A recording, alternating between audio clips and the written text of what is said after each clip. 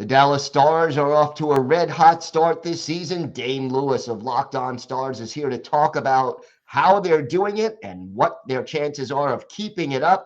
All that and more coming up on this episode of the Locked On NHL Podcast. You're Locked On NHL, your daily podcast on the National Hockey League.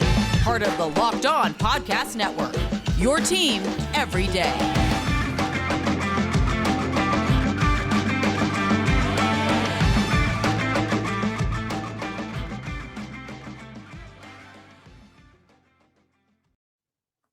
And welcome, everybody, to the Monday edition of the Locked On NHL Podcast. Gil Martin, so glad you could be with us today, and thank you for making Locked On NHL your first listen every day.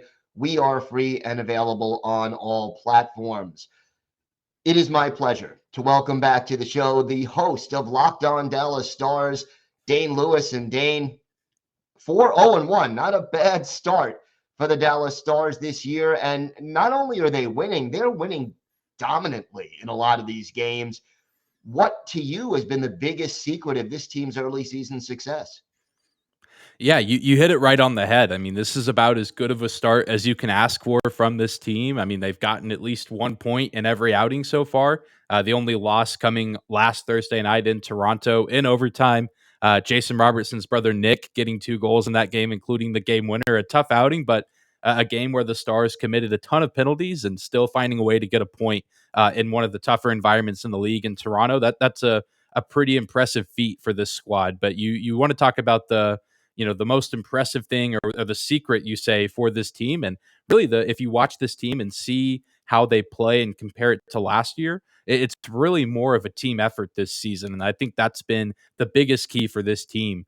You look last year, and it's really a one-line team with Robertson, Hintz, Pavelski, 3 really good forwards, one of the better top lines in the league. I think that's the belief of many people, including myself. And then you have some good goaltending from Jake Oettinger and the occasional flash offensively from Miro Heiskanen. And that was really all the Stars were last season. I mean, they would, score 3 or 4 goals every now and then, but they were really a 1 or 2 goal a night type of team. And they just tried to win with defense and tried to win with goaltending. And it got them to the first round. It got them into a game 7 with Calgary, but it just wasn't enough. And now you look at, the change this year. They get a new head coach in Pete DeBoer. They add a few players like Mason Marchment and Nils Lundqvist, just to name a couple. And everything seems to be clicking really well with this team because it's no longer just that top line who is still playing well. Joe Pavelski continues to defy age and play at an incredibly high level, 17 years into his career at age 38. But you have Mason Marchment, you have Tyler Seguin, Jamie Benn, who was a little bit late to the scoring party, but started to rack up some points over the weekend in Montreal. I mean, it's just a little bit of everybody. It's not, the load isn't being carried by 1 or 2 individual players. It's being spread out evenly amongst the roster. And I think there's only 1 or 2 players left on this team that were on the opening night roster that haven't recorded a point yet. So, the Stars are finding ways to win games and finding ways to score a ton of goals, but they're able to do it by means of several different people and not just a few. In 5 games, 6 different players with 2 or more goals, just spreading it out and getting it done right now. We'd be remiss if we didn't single out Jake Oettinger for his outstanding play. Look, he's played 4 games. He's won them all. A 1.25 goals against average and a .959 save percentage. How well has he been playing, and how well has the team been playing in front of him? He's been outstanding. As far as I know, I don't think anyone ever told him that series with Calgary was over. I think he just thinks that there was a really long break, and he's gone on and played, 4 more games in that series because he's picked up right where he left off. I mean, you throw out the numbers, and if you've watched any Stars games this season, anyone listening, whether they're Stars fans or just, NHL fans in general, if they've gotten a chance to see Ottinger play, I mean, you just see why those numbers are the way that they are. I mean, the defense does a good job at times helping Jake Oettinger out, but he just eats up a lot of pucks. He's really good, with his movement and his positioning and just reading how the puck is moving. A lot of the goals that he has given up have been deflections or, second chance rebound opportunities with a lot of traffic in front of the net. Not too many goals given up. That's just kind of a one-on-one opportunity or a goal that you think, oh, he should have saved that. If there's a puck sent his way that you think a goalie should save, more often than not that Jake Oettinger has made that save. And It's just incredible, with his age, how young he is, and really in the grand scheme of things, how inexperienced he is. I mean, he has a good number of games under his belt, but still one of the younger goalies in the league. He's really impressed me, and I think a lot of people expected him to be good, but to be this good out of the gate, I don't know how sustainable those numbers are. A near 960 save percentage doesn't seem super sustainable through the season, but if the early going is any indication, he's in for a special year. Looks that way. And special teams have been great also. I mean, third right now on the power play, sixth on the PK. Uh, that certainly is a big part of hockey, and even a bigger part. I know it's early, but playoff hockey special teams become magnified. Good early start for the Stars on both sides of the special teams equation.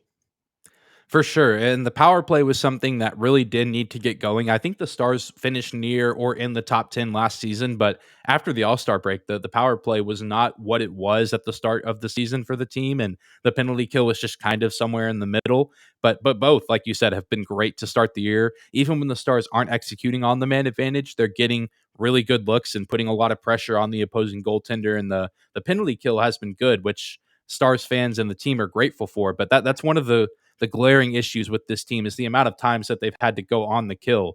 And I think that's why their numbers might be as high as they are. I think in Toronto the other night, they had 16 penalty minutes. It felt like that entire second period was just the Stars down a man and having to kill, penalty after penalty. And so that's really kind of where the weakness of this team is. Obviously, the penalty kill itself isn't a weakness, but the amount of times that the Stars find themselves with a player in the box and, that doesn't allow them to play offensively like they'd want to. They like to move quick through the neutral zone and get those clean zone entries and try to find a clean look. And when you're on the penalty kill, you don't get to do that hardly at all. So I mean, it's great that the penalty kill is playing as good as it has been so far, but Coach Pete DeBoer has said it, and I know many agree that the Stars are kind of playing with fire when they commit all those penalties, and hopefully that's something that as the season goes on they get better at. There is a decent amount of youth on this team, and so I think that could maybe be attributed to it as these guys are still kind of figuring some things out. And I mean the game is just physical, and I think maybe even referees are.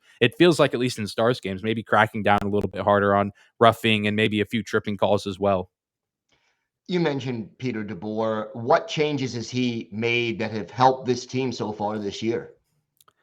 Yeah, it's been great, and I think the big one is what I talked about in the offense and just the way the Stars entered the zone last year.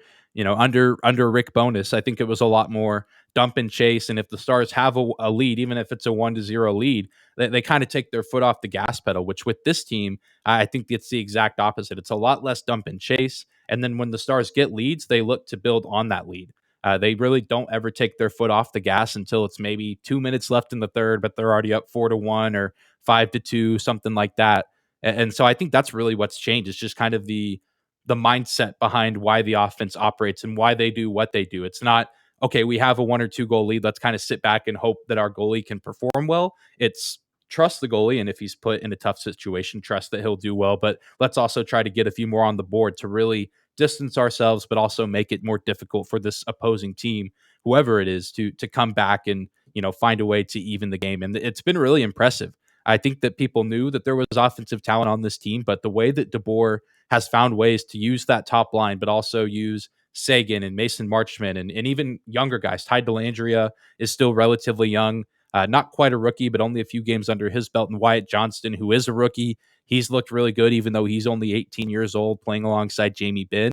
I think that's really been the Pete DeBoer effect. Is he has a role for everybody, and I think it's clear what those roles are, and the players have bought into the system, and they go out every single night and they do what's asked of them. And so far, it's resulted in 9 points for this team through the early stages of this season. The Pete DeBoer effect sounds like a movie, but It does. Let's let our listeners and our viewers know where they could find the podcast and where they could find you on social media.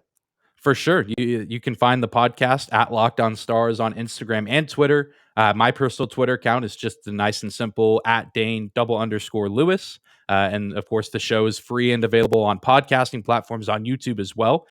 Just sitting under 900 subscribers on YouTube while we're recording this. So if there's any Stars or just NHL fans out there that feel so inclined to drop a free subscription on YouTube, I'd appreciate it, because we're getting close to 1,000, and that'd be a pretty cool milestone to reach. Hope you get it soon. Dane, thank you so much for joining us today. Absolutely, Gil. Thank you.